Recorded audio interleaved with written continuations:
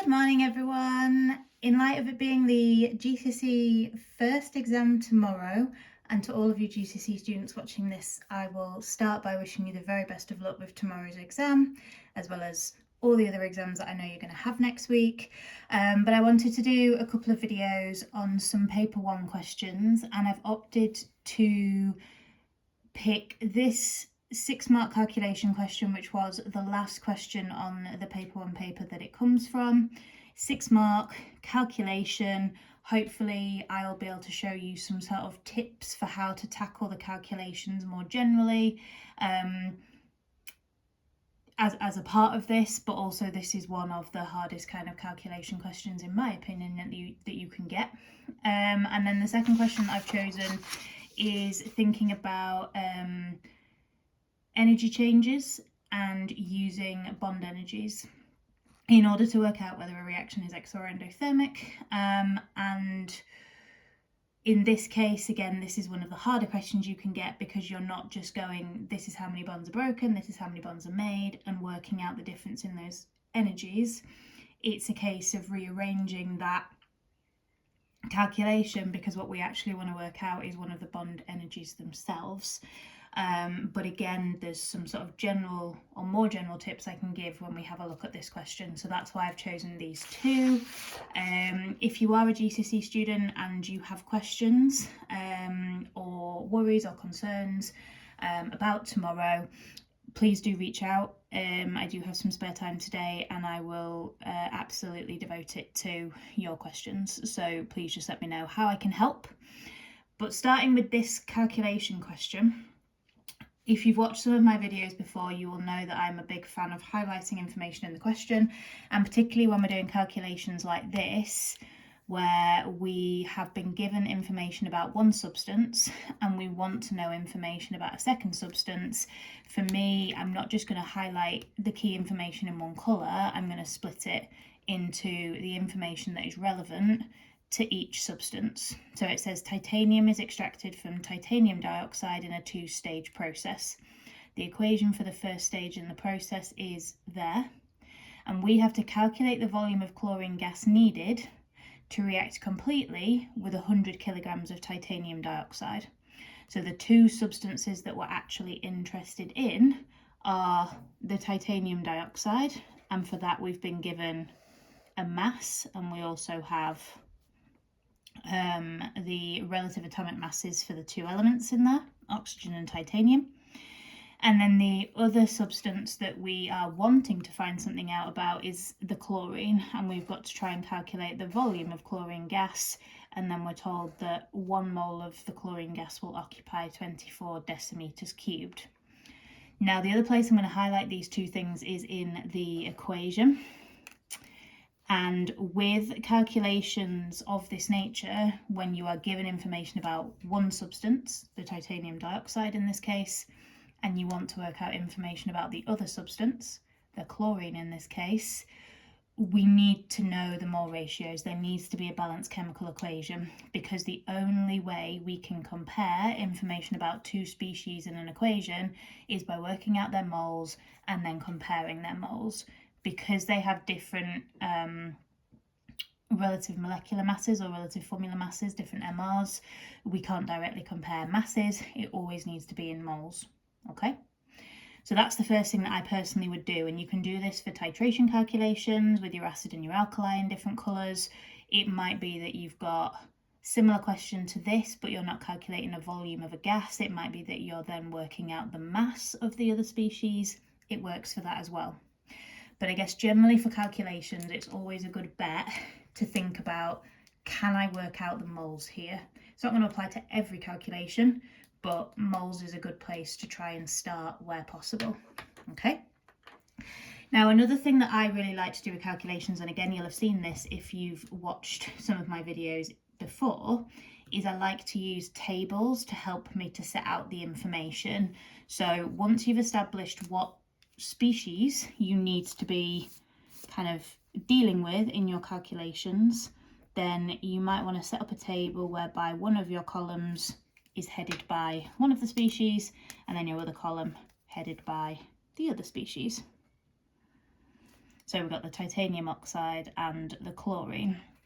Now, in terms of what we're going to have as the rows, this isn't maybe the neatest table because we've got different information that we need to use for the titanium oxide compared to the chlorine, but the bit that will really help us is once we've got the moles of the titanium oxide, we can have a row for our ratio so that we can then get the moles of the chlorine, and that's where I think tables like this really do help.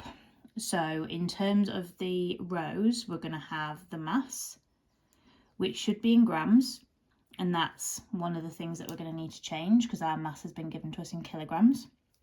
And then we're going to need to work out the MR of the titanium dioxide from the relative atomic masses, and then we can use those two values to get moles. And I always like to set the table up that way because moles is mass divided by the MR. So you then just do this value divided by that value to get your moles. So it doesn't matter the order in which you do these, but that makes sense in my head. And then I'm going to have a row for ratio. And the ratio is coming from the balanced chemical equation, which is why it's so important that we have one. And then we're just going to use the balancing numbers. Now, of course, there's no balancing number in front of the titanium oxide, but that means there's 1 mole of it. We're just lazy chemists. We could write a 1 in front of here and then a 1 in front of there, but we don't. And it's assumed knowledge that if we don't write a balancing number, then we mean 1. But in front of the chlorine, there's a 2. So those are in a 1:2 ratio.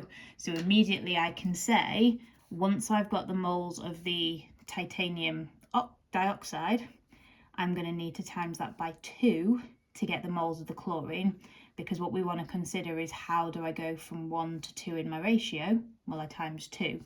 And then we do that with the number of moles. Now, the slightly annoying thing here is once we've worked out the number of moles, we're not then working up this side of the table because we actually want to figure out the volume. So what we then need to appreciate is that if 1 mole of a gas takes up 24 decimeters cubed of space, however many moles of chlorine we've got, we're going to need to times that by 24 in order to get the volume that many moles is occupying. So once we've got our answer here, we're just going to times by 24, and that will give us our answer in decimeters cubed, which is what it is wanting. Okay, notice how they've given you a hell of a load of space here, and I'm probably going to use like less than half and that's okay. Don't be put off by how many lines they've given you. If you don't fill them, that is not a problem. It's quality over quantity always. So then what I'd be doing is I'd be starting to fill in my table. So as I've said, you need to pick up on the fact that the mass is in the wrong units. So converting between kilograms and grams, we're going to times by 1,000, and you can do that and put your answer straight in the table, or you might just want to write it down somewhere that you're doing 100 kilograms, and we're going to times that by 1,000 to get the mass in grams, which is going to give us quite a big number of grams. 100,000 grams, but this is being done in an industrial scale, so in that sense it makes sense that we'd use quite a large mass. And then the MR of the titanium dioxide, we've got the formula, so I need titanium is 48, and then I need 2 lots of my oxygen, so that's 80. And then as I've said, moles is equal to mass over MR. So 100,000 divided by 80 is 1,250, which again is a very large number of moles, but we have a very large mass. So that makes sense. And this is where we're then going to use our ratio. So if we were wanting to go from here to here, going to times by 2, therefore to go from here to here, we're going to match that, and we're also going to times the moles by 2. Okay, so times that by 2 is 2,500.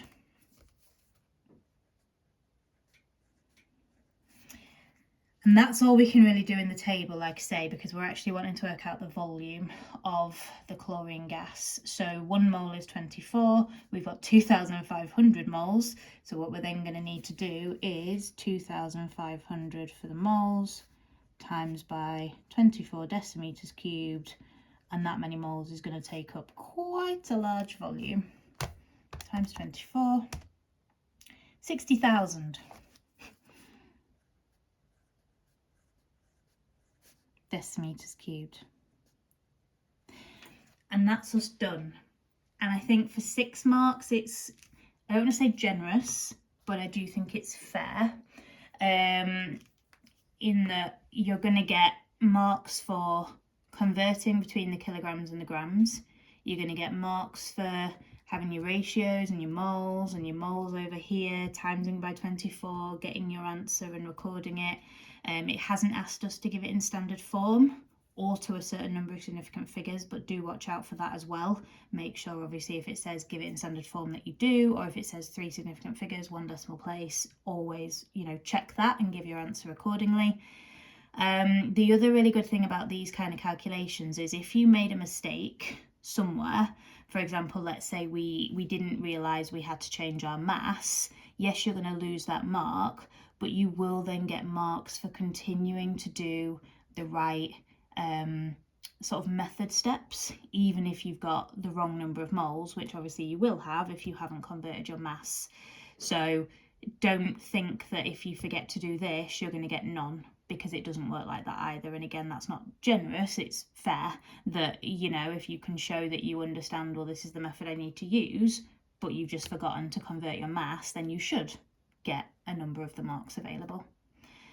But yeah, tables can be great. You don't have to use a table, but all I'm going to say is, and I say this from a tutor point of view, a former teacher point of view, but also an examiner point of view, if you just write a load of random numbers in this space and you get the wrong answer, the examiner does have to go through and try and work out what you've done to work out how many marks they can credit you. And the easier you make that for the examiner, the more likely they are to really try and find as many marks available as possible. Now, I personally, regardless of what this will look like, am going to try and do that for you guys as an examiner.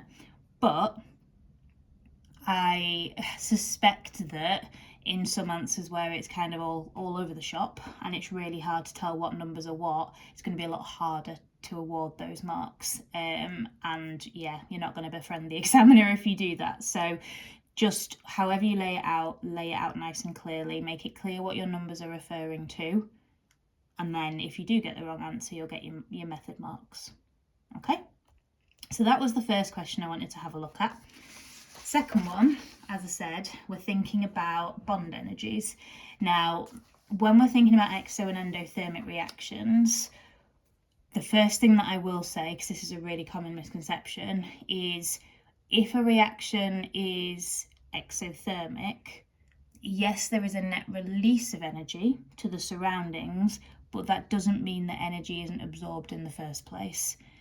Exothermic reactions will absorb heat energy to break the existing bonds, but they just release more energy when the new bonds are made. So both processes are happening, it's just which one is either taking in or releasing more energy, and the balance of those two numbers as to whether the overall reaction is exo or endothermic. So that's one thing I will say. Secondly, what I'm going to say is that when we go about breaking bonds, so in this reaction here, we've got propane, oxygen, we've got combustion, and we're forming CO2 and H2O. In order to break the bonds that are already there, energy needs to be absorbed from the surroundings. So breaking bonds is endothermic as a process.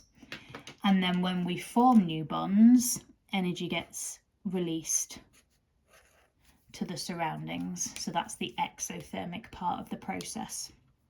Now, for this particular reaction, it says the overall energy change of this exothermic reaction is 2,219 kilojoules per mole. Now, that basically means that that number should be written as a negative. So the overall energy change should be minus 2219. because anytime it's exothermic, these values are always negative because energy is given out to the surroundings. And if we think about those reaction profile diagrams, reactants, products, energy released to the surroundings, so the products have a lesser energy than the reactants, hence negative. Whereas in an endothermic reaction, it's the other way round. Reactants absorb energy from the surroundings, products end up with more energy, so the overall energy change is positive. So that's the first thing. Now, in other questions, you'll be expected to be able to work this value out by calculating how much energy goes into breaking the bonds, how much energy is released when the new bonds are made, and then when you are working out your overall energy change, it's always going to be that you do the energy needed to break the bonds, so bond breaking, minus the amount of energy released when the new bonds are made, so bond making. And that's how you work out the overall energy change. Now, we already have the overall energy change. So what we're going to need to do is kind of write ourselves an expression that says minus 2219 is equal to what we can work out for the bond breaking minus what we can work out for the bond making, and then rearrange it to figure out the bond that we don't know, which is the goal of this question. So we're trying to figure out how much energy it takes to break a carbon-hydrogen bond. Now, the other thing that we need to just clock here is there are more than one carbon to hydrogen bonds that we would be looking to break. And it's nice that they've given us the displayed formula for this equation, and if they don't give you the displayed formula, again, you might want to draw it out so that you can see all of the bonds, and then you can almost like tick them off as you go along. But here we want to know how much energy it takes to break one carbon to hydrogen bond, but we're actually going to be breaking 1, 2, 3, 4, 5, 6, 7, 8 of them. So when we write our little expression, I'm not going to want to write the CH bond as X because there's 8 of them. I'm going to want to write it in my expression as 8X. A little bit of algebra needed here. Okay, so breaking bonds is endothermic, so let's work out how much energy it's going to take to break the bonds that we know about. So we've got 2 carbon to carbon bonds, and a carbon to carbon bond takes that much energy to break, so we're going to do 2 lots of 347.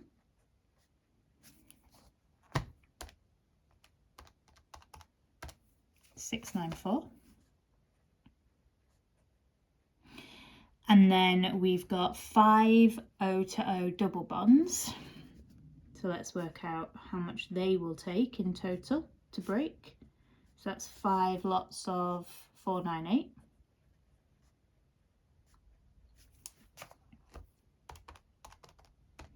Two 490.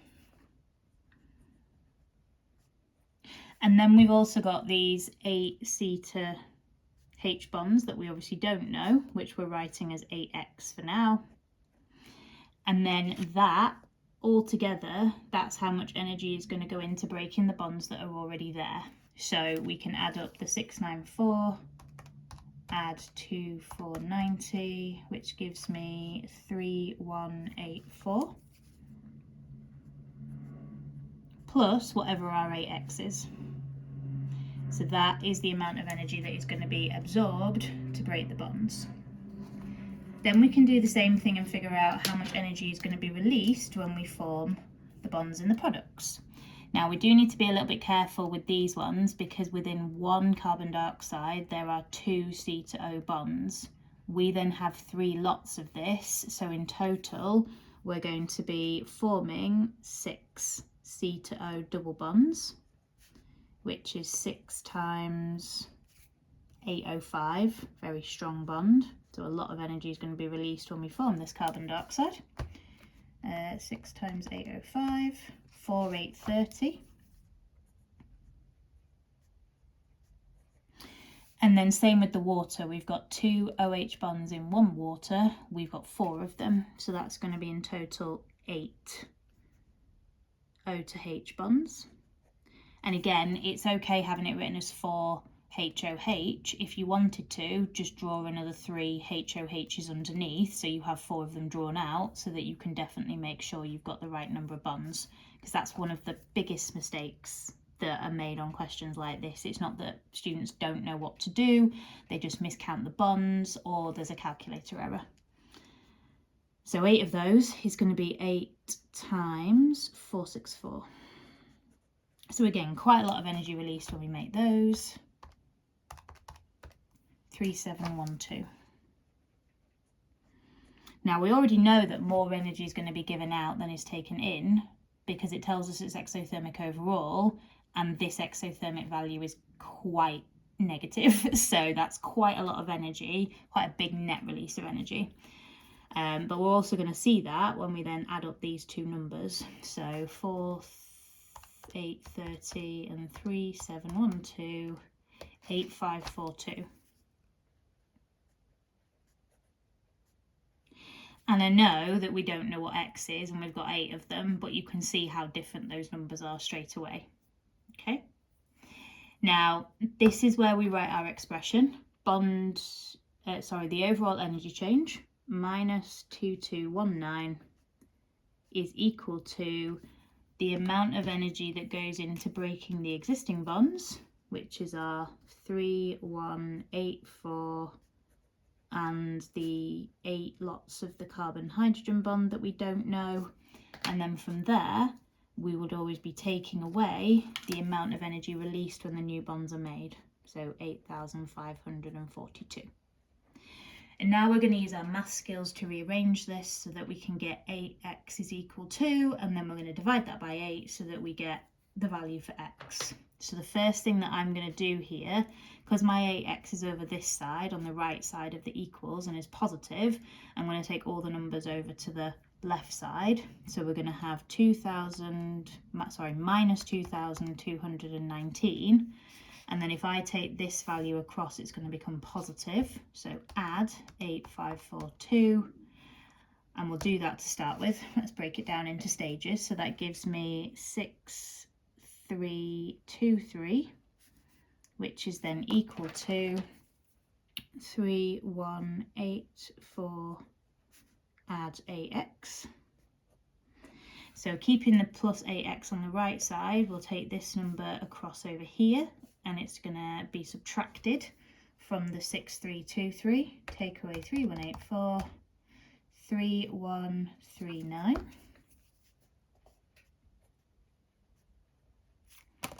And that is equivalent to 8x. So therefore x, the value for the CH bond, is going to be equal to 3139 divided by 8, which is 392.4.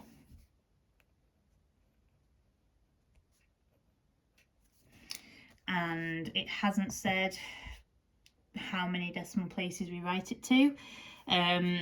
Even though these are all whole numbers, I would probably do it to 1 decimal place. It is a bit strange that it's come out as a decimal, and I guess, as I said before, making an error on your calculator or kind of using these numbers incorrectly is fairly common. So what I'm just going to do now is, what I would, I guess, suggest that you guys would do, is just work through the numbers again and make sure that, you know, that we've got all of the numbers that we're expecting to have.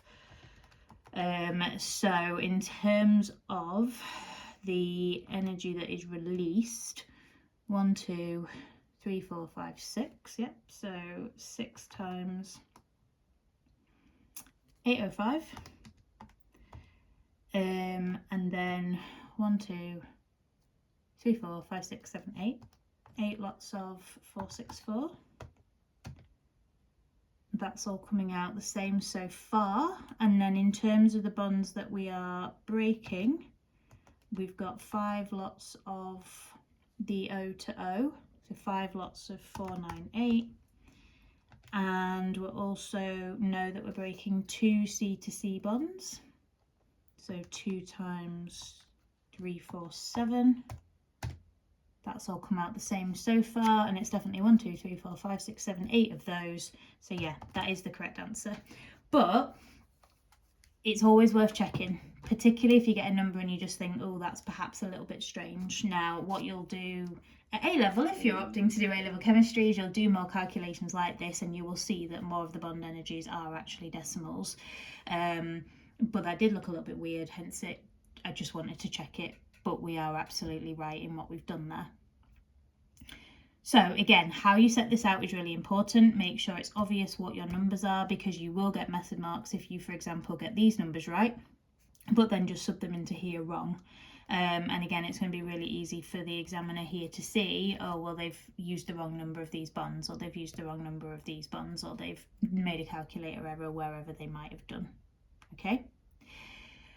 But that's how we would go about doing that. So bond breaking, endothermic, takes energy to break bonds, that's absorbed from the surroundings. Making bonds, releases energy.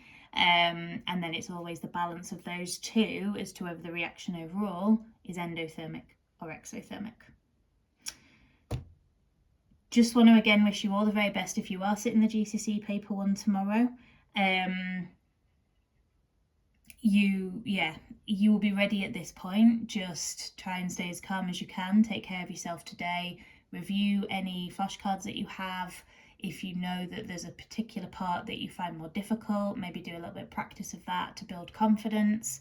But the hard work is done already. So go in there, give it your best tomorrow, knowing that no matter what happens, if you gave your best, that's all you can do. And if it doesn't go as well as you hoped it would, there's still another paper to go. Okay? Sending all my very best to you all for all of your exams next week, and I hope that the ones you've done so far have been good. And if you do need anything, don't hesitate to ask. Okay? Thank you so much for watching, guys. Take care and all the very best. Bye.